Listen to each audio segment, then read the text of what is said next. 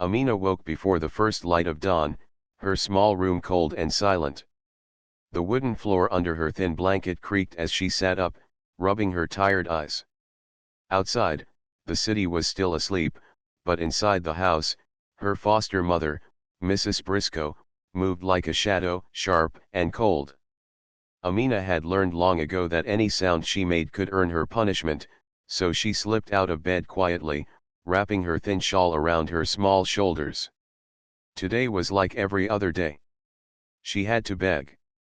Every day, rain or shine, she had to stand on the busy streets and ask strangers for coins, for food, for survival. Mrs. Briscoe rarely gave her enough to eat, and she had learned not to complain. Complaints brought nothing but harsh words and slaps. Amina had once hoped for love in a family, but that hope had been broken long ago. Now, survival was all she thought about. As she stepped out into the dim morning light, the cold air bit her cheeks. She held her small cup tightly, walking slowly toward the busiest corner of the city. The streets were slowly waking up. Shopkeepers lifted their shutters, and the smell of bread and coffee drifted through the air. People hurried past her, their faces busy and indifferent. She offered a soft, trembling please, sir, ma'am, and lowered her eyes, hiding her face. Some ignored her, some threw coins with harsh words, but she took whatever she could, dropping it carefully into her worn cup. Amina's heart often ached as she watched children her age with school bags and lunch boxes, laughing and walking with friends. She remembered her own childhood, brief and lonely, filled with cold floors and harsh words. But she had no time to feel sorry for herself. There were only hours of begging, collecting small coins, and trying not to attract the wrong attention. By mid-morning, her cup was half full. A little food had been given by a kind baker, and she held it close, smelling the warm bread like a treasure. Still, the day felt heavy. Her arms ached, and her stomach growled quietly. She wanted to go home and rest, but she knew Mrs. Briscoe would scold her if she returned with too little. So she stayed, forcing herself to smile at strangers, bowing her head politely even as her eyes filled with tiredness.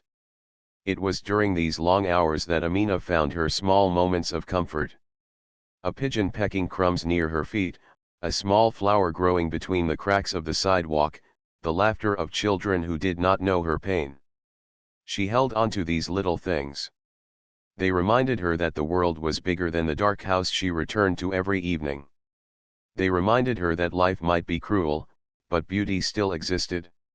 Even so, the street was not always kind. Sometimes, people shouted at her, or worse, tried to push her away. She flinched but stood firm, clutching her cup like it was her only shield. She had learned to survive in silence, moving with caution, smiling with effort. She had learned that asking for help meant facing judgment, and facing judgment meant fighting back with patience and quiet strength. By late afternoon, Amina's small cup had enough to take home. She counted the coins carefully, her fingers shaking from cold and hunger. Every coin mattered, every penny could make a difference between a harsh night and a slightly better one. She tucked the money into her shawl and began the slow walk back to Mrs. Briscoe's house, feeling the weight of the day pressing down on her small frame. The house was quiet when she returned, as always. Mrs. Briscoe was sitting by the fireplace, her face stern. Amina lowered her eyes, careful not to meet the woman's gaze. "Did you bring enough?" Mrs. Briscoe asked sharply. Amina nodded, handing over the cup. The woman counted the coins with a scowl and muttered something under her breath before dismissing Amina to fetch water and prepare the meager dinner. As Amina worked, she felt the familiar ache in her chest, a mix of loneliness and longing. She dreamed of a different life, one where she could laugh without fear, where she could eat without worry, and where someone might see her not as a servant, but as a person. For now, those dreams were quiet whispers in her heart. She hid them carefully, like fragile birds in a cage, because dreams could hurt if they were taken away too soon. Night fell, and Amina lay on her thin mattress, staring at the ceiling, counting the small victories of the day. She had survived. She had collected enough to avoid punishment. She had made it through another day. And somewhere deep inside, despite the cold and fear, a tiny spark of hope flickered. Tomorrow, she thought, would be another hard day. But maybe, just maybe, tomorrow could be different. The sun had barely risen when Amina stepped onto the street again. Her feet were sore, her body tired from yesterday's long hours, but she forced herself to move forward. She held her cup tightly, walking to the same crowded corner she always did.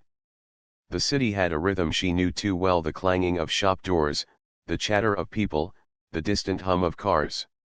To anyone passing by, it might have seemed ordinary, but for Amina, each sound carried its own weight of fear, hunger, and hope.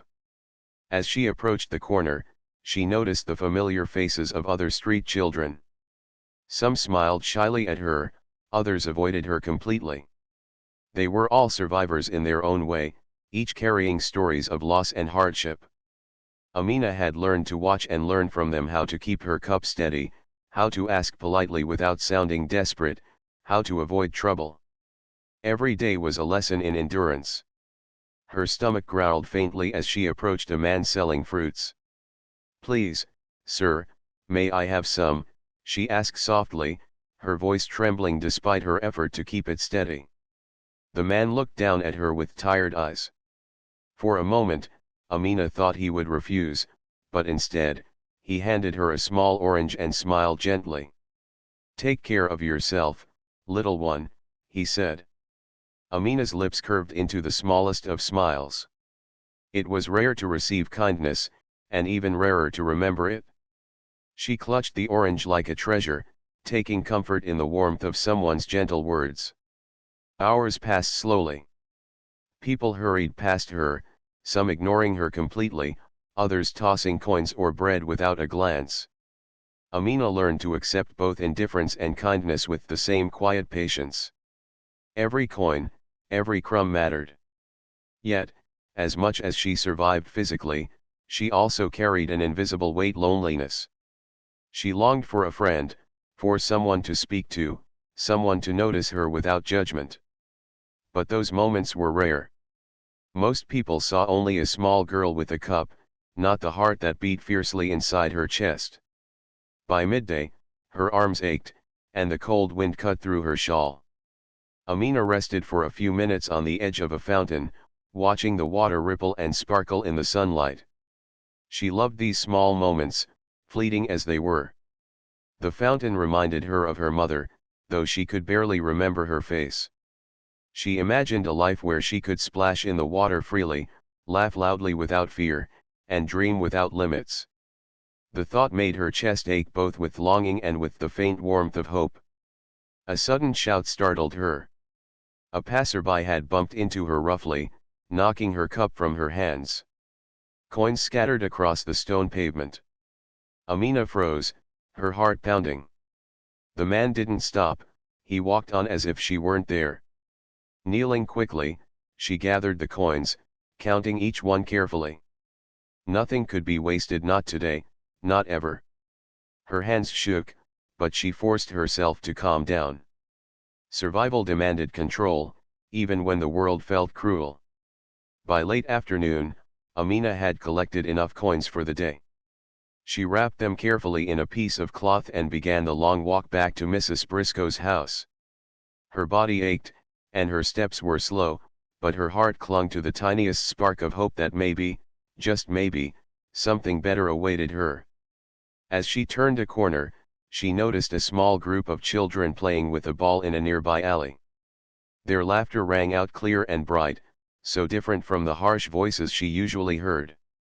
A part of her wished she could join them, but she knew she couldn't. She didn't belong there, not yet. When she reached the house, the familiar tension returned. Mrs. Briscoe was standing by the door, arms crossed, eyes sharp. "Did you bring enough?" she asked without waiting for an answer. Amina handed over her coins, counting them silently as the woman's eyes scanned the pile. A scowl crossed Mrs. Briscoe's face, and she muttered something about never enough. Amina bowed her head, hiding the sting of disappointment. She had learned not to argue, not to fight. Survival meant obedience. Dinner was a quiet affair. Amina worked quickly, washing dishes and sweeping the floor. She ate the small portion of food she was given without complaint, swallowing hunger with patience. As night fell, she lay on her thin mattress, staring at the ceiling. The day had been long, the work hard, but she had survived. She had kept her head down, earned her coins, and avoided punishment. And yet, despite the exhaustion, she allowed herself a quiet thought: maybe tomorrow could be different. Maybe someone would notice her, not just her cup, not just her labor, but her. In the dark silence of her room, Amina whispered softly to herself, "I will not give up. One day, I will be free. One day, life will be kind to me." The words felt fragile, but they were hers, a promise she clung to tightly. Outside, the city slept, unaware of the small girl dreaming in a tiny room. But Amina's dreams were strong, and in the quiet of the night, they began to take shape. Somewhere out there, perhaps, someone would see her, someone who could change everything. And she held onto that hope, fragile but unwavering, like a small flame refusing to be extinguished. The next morning, Amina woke to the faint sound of birds outside her window. The sun had not yet risen, but the soft light spilling into her small room felt different that day. It was as if the world held a secret promise, whispering quietly to her. She shook off the weariness that weighed on her body and got ready for the street.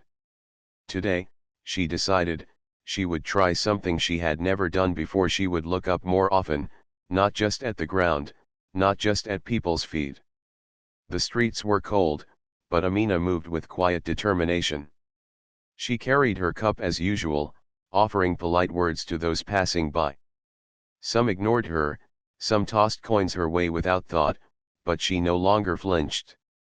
She kept her head high, even if just a little. There was power in small courage, she had learned, and today she wanted to feel it. As she reached her usual corner, she noticed a little boy struggling to balance a small basket of apples. The wind had blown over some of the fruit, and the boy looked around helplessly. Without thinking, Amina ran to help, gathering the fallen apples and returning them to the boy's hands. "Thank you," he said, his small eyes wide with surprise. Amina smiled faintly and nodded before moving on. The gesture felt small, but her heart warmed. Even in her own hardship, she could help someone else. That tiny act of kindness made her feel alive in a way begging could not. By midday, Amina had collected a few coins and a small piece of bread from a kind shopkeeper. She found a quiet corner near a fountain to rest for a moment, nibbling the bread slowly. As she ate, she noticed a woman struggling with a heavy bag of groceries. Something inside Amina urged her forward. She ran to help, carrying the bag for a few steps until the woman smiled and took it back. "You are very kind," the woman said, pressing a coin into her hand. Amina accepted it gratefully, her heart lifting with a mixture of pride and hope. The rest of the day was harder. Some people shouted at her to move, and one man even tried to grab her cup, but Amina held on tightly, refusing to let fear control her.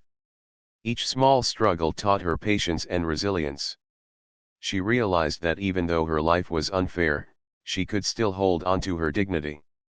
She could still act with courage, even when the world seemed cruel. By evening, Amina's cup had more coins than usual. She clutched it tightly as she walked back to Mrs. Briscoe's house, her small steps heavier with exhaustion but lighter in spirit. That evening, for the first time in a long while, she felt something new, a quiet pride. She had survived the day, yes, but she had also given and received kindness. She had acted with courage, and it made her feel that perhaps, one day, the world could be different. Mrs. Briscoe was waiting, as always, her eyes cold. "Did you bring enough?" she asked sharply.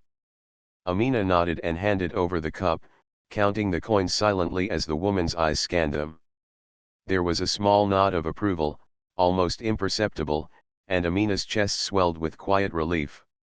Even the smallest acknowledgement meant something to her. After chores were done, Amina sat by the window, gazing at the stars. They twinkled gently, silent witnesses to her struggles and her dreams. She thought about the little acts of kindness that had filled her day. They were like sparks in the dark, tiny lights that refused to be snuffed out. And for the first time, she allowed herself to imagine a life beyond the cold house, beyond the harsh streets, beyond the endless struggle. In her heart, a new thought took root. Maybe life was not just about surviving. Maybe it was also about moments of connection, moments of courage, moments of hope. She could be brave, she decided. She could smile even when it hurt. She could help, even when no one noticed. She could dream, even when the world told her not to. As she drifted to sleep that night, Amina whispered softly to herself, "One day, someone will see me. One day, everything will change." The words felt stronger than before, carrying the weight of belief and determination. The spark of hope that had flickered for so long now glowed steadily, lighting her small heart against the darkness of her world. Outside, the city slept, unaware of the small girl who dreamed quietly, who acted bravely, who believed in a life better than the one she had. And in that quiet night, Amina promised herself that she would hold on to the spark, no matter how cold, how harsh, or how long the journey might be. The next morning, Amina walked toward her usual corner, her cup in hand and her shawl wrapped tightly around her small shoulders. She moved quietly, the city buzzing around her.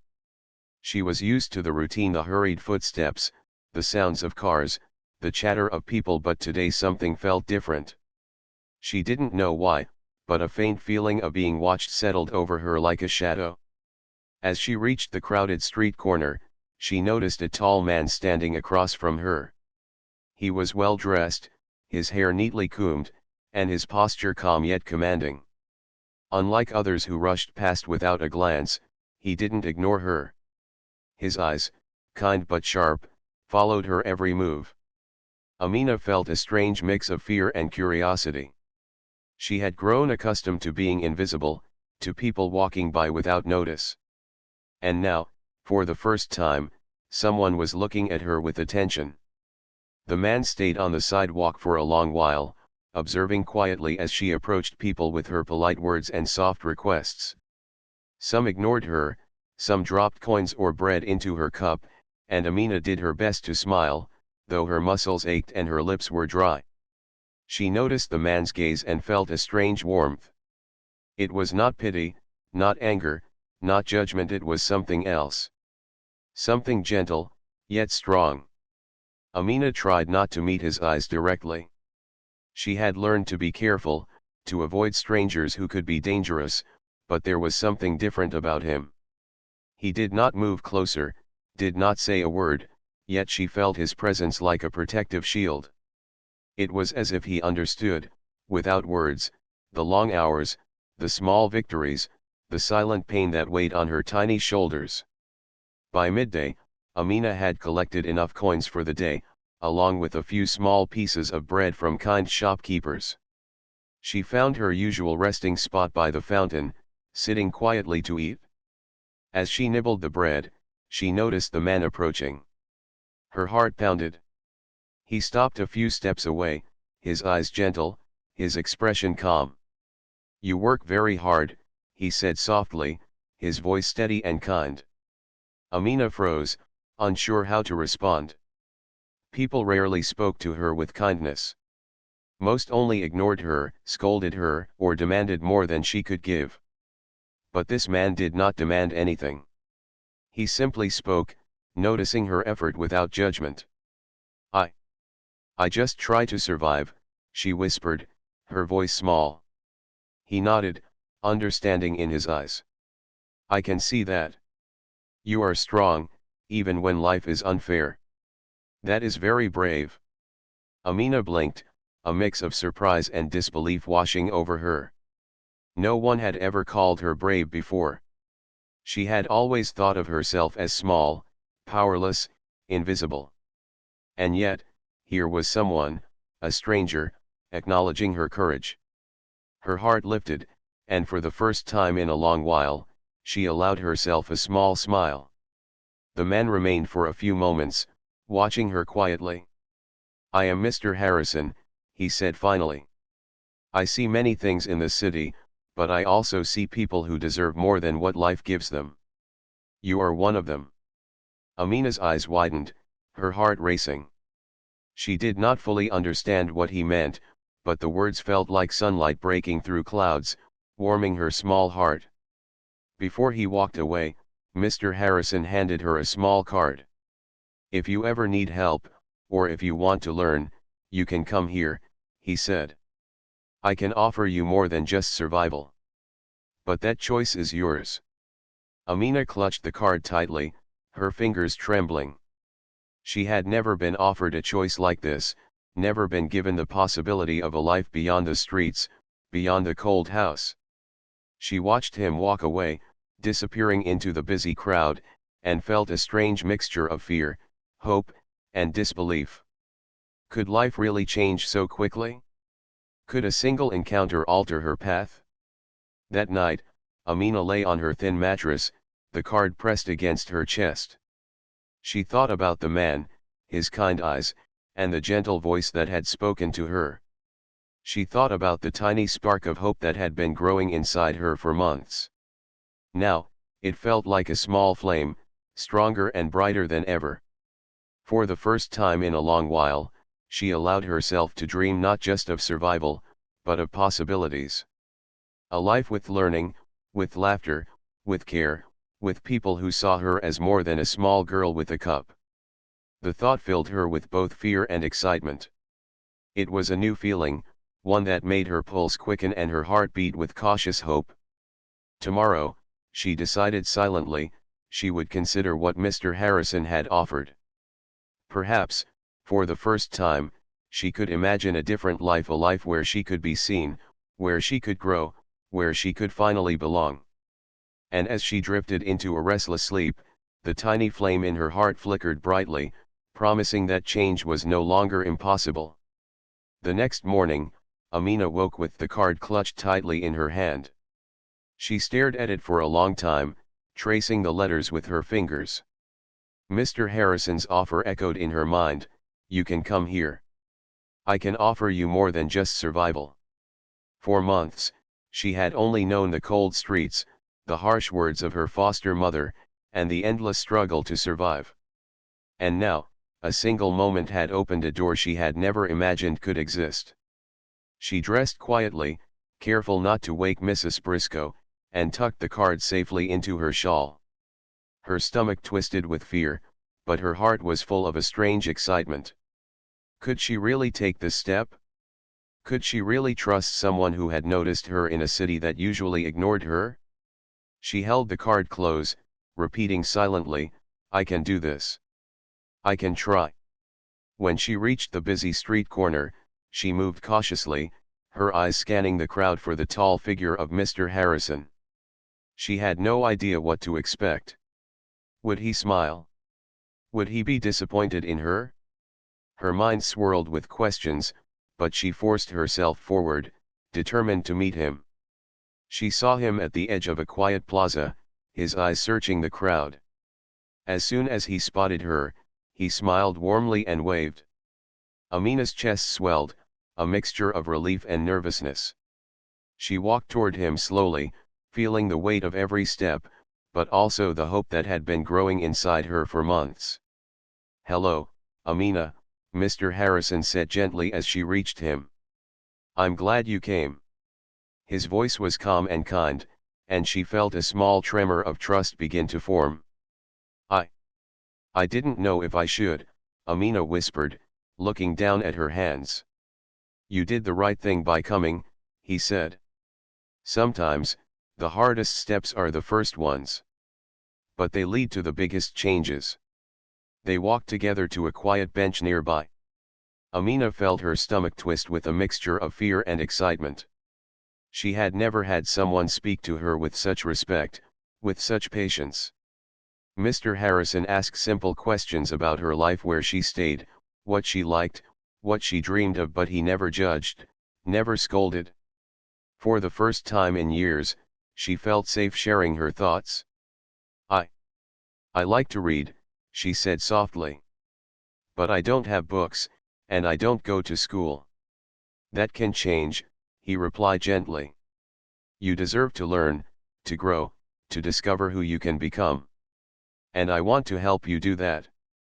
Amina blinked, unable to believe her ears. A world of learning, of books, of possibility. She had only dreamed of such things in quiet moments, hidden in the corner of her small room. Now, a stranger, someone kind, was offering it to her. She felt a lump in her throat and tears cling at the corners of her eyes. I don't know if I can, she said, her voice trembling. I've never done anything like this. You are braver than you realize, Mr. Harrison said softly. Courage is not about never feeling afraid. It's about moving forward even when you are afraid. You have already shown that courage, every day on the street. Now, I want to help you use it for something more. Amina swallowed hard, trying to steady her voice. The words touched something deep inside her, a longing she had kept hidden for too long. She nodded slowly, unsure if she could believe it yet, but willing to try. Tomorrow, I will show you where you can start, Mr. Harrison continued. A safe place, a place to learn, and people who will care for you. But tonight, just know that you are not alone anymore. Amina clutched the card again, feeling its warmth against her chest.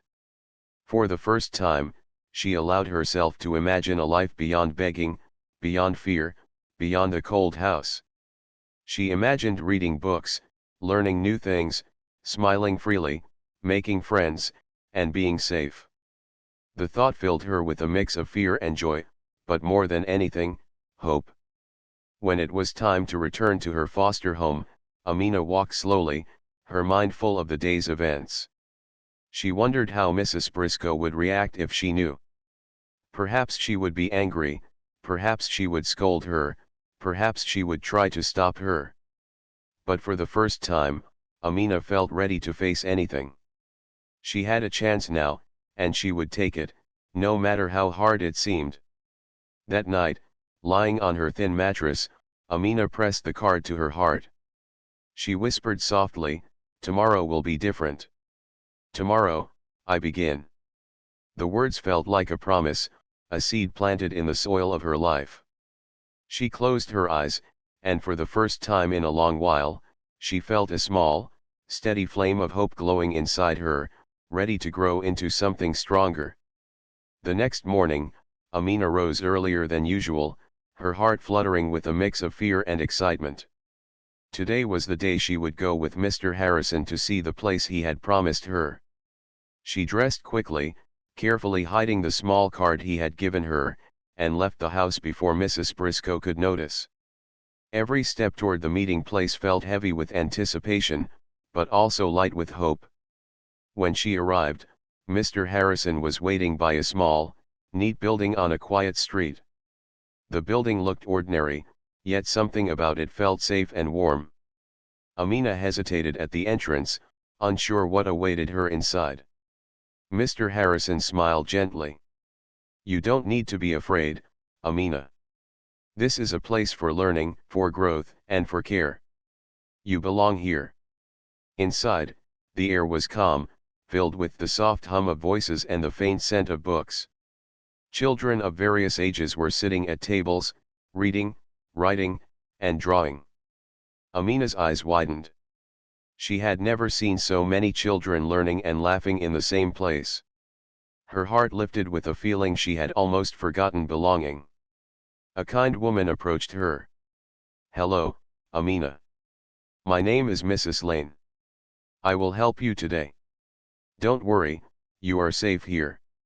Her smile was gentle, and Amina felt a strange warmth spread through her chest. She nodded silently, feeling the tension in her shoulders begin to ease.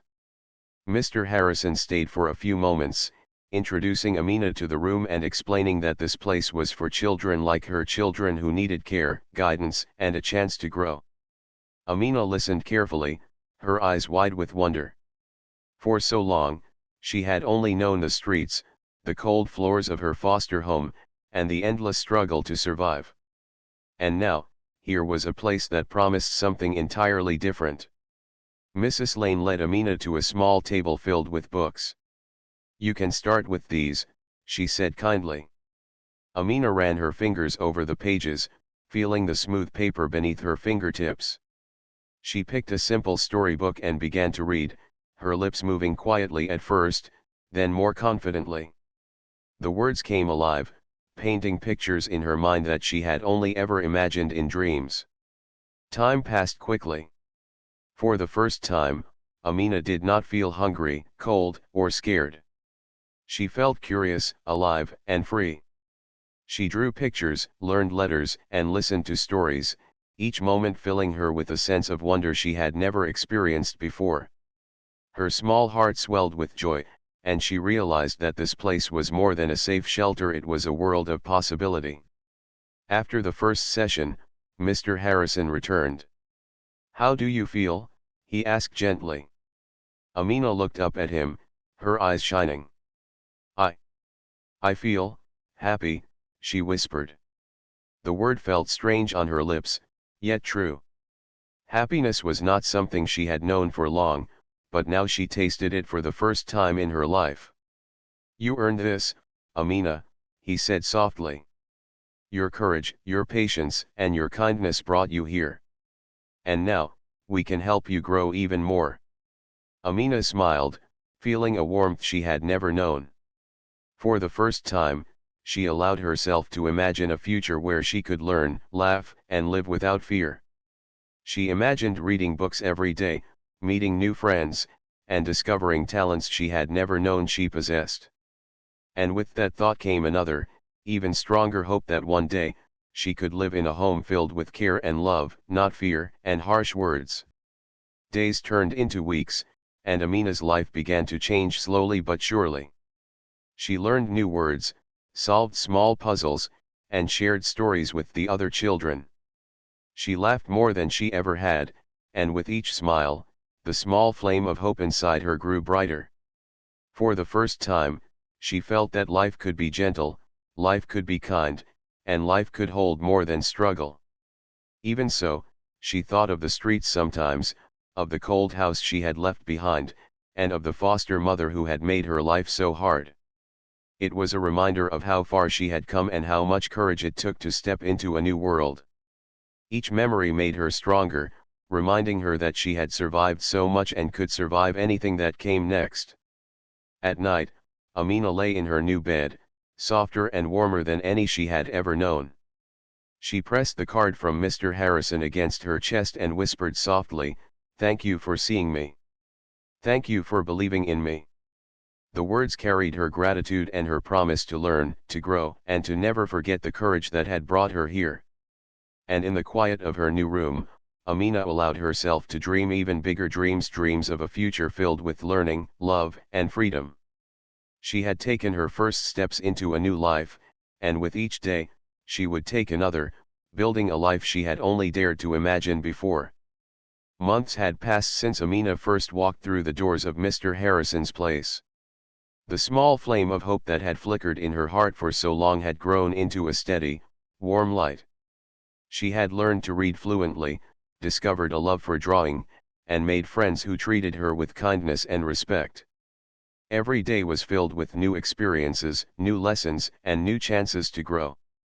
Amina sometimes thought back to the streets, the harsh cold, the hunger, and the endless hours of begging. It seemed like another lifetime. She remembered the fear she had felt when walking past strangers, the ache in her stomach when coins were few, and the loneliness that had been constant. And yet, she realized that those hardships had shaped her courage. Each step of struggle had brought her to this moment, to a life where she could learn, laugh, and dream freely. One morning, Mr. Harrison approached her as she sat at a table, sketching a small garden scene. "Amina," he said gently, "I want you to know how proud I am of you. You have worked hard, learned quickly, and grown stronger than most people twice your age." Amina blushed, lowering her eyes. Compliments still felt strange to her, though her heart warmed at his words. I'm just trying," she said softly. "And that is exactly why you are remarkable," he replied. "You never gave up, even when life was unfair. You kept going. You believed in yourself, and that made all the difference." Amina smiled quietly, remembering the tiny spark of hope that had first been lit when he noticed her on the street. That moment had changed everything. It had been the first time someone truly saw her, not as a small girl with a cup, but as a person with courage, intelligence, and dreams. At the end of the day, Amina returned to her small room within the building, now her safe home. She had a bed with warm blankets, shelves filled with books, and a quiet space to draw and think. She pressed her fingers to her chest, feeling the steady beat of her heart. For the first time in her life, she felt truly safe. Truly cared for. Truly free. Weeks later, a special event was held in the building, a small celebration for the children who had grown and learned so much. Amina stood nervously, holding her artwork, feeling both proud and shy. Her friends cheered quietly for each other, and she realized she was no longer alone. The community she had found here was different from anything she had ever known. There was laughter without fear, encouragement without judgment, and hope without limits. Mr. Harrison approached her again, smiling. "Amina, would you like to share your drawing with everyone?" he asked. Her heart raced, but she nodded. Stepping forward, she held her picture up for all to see, a colorful garden, full of flowers and sunlight. The room filled with quiet admiration and soft applause. Amina's cheeks burned, but inside, her heart soared.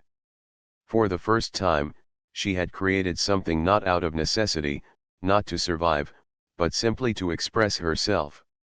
And people appreciated it. That simple moment carried more weight than anything she had ever experienced on the streets. Later that evening, she sat by her window, watching the sun dip behind the buildings. She thought about the long journey she had traveled, the cold streets, the harsh house, the endless struggle, and how far she had come. She realized that while the past could not be changed, it had given her strength, patience, and courage. Those experiences, painful as they had been, had prepared her for the life she now had, full of opportunities, learning, and love. Amina pressed the small card from Mr. Harrison against her chest one last time. She whispered softly, "Thank you for seeing me. Thank you for believing in me. I will make the most of this life." The words carried her gratitude, her promise, and her hope. Years later, Amina would remember the streets not with pain, but with respect for her own endurance. She would remember the long days of begging as proof that she had survived, and that survival had given her strength to embrace a brighter future. She would remember the kindness of a stranger who had changed everything, teaching her that a single act of care could rewrite a life. And now, Amina smiled freely, her heart full, her mind curious, and her spirit unbroken. She had stepped into a new world, one of learning, laughter, and hope. She had become not just a survivor, but a person who could dream boldly, create fearlessly, and live fully. The life she had once imagined in quiet moments of despair had become her reality, a life she had earned, a life she cherished, and a life that would continue to grow brighter every day. For Amina, the streets were behind her, but the courage she had carried there would stay with her forever. And as she looked out at the horizon, she knew, without doubt, that her story was only beginning.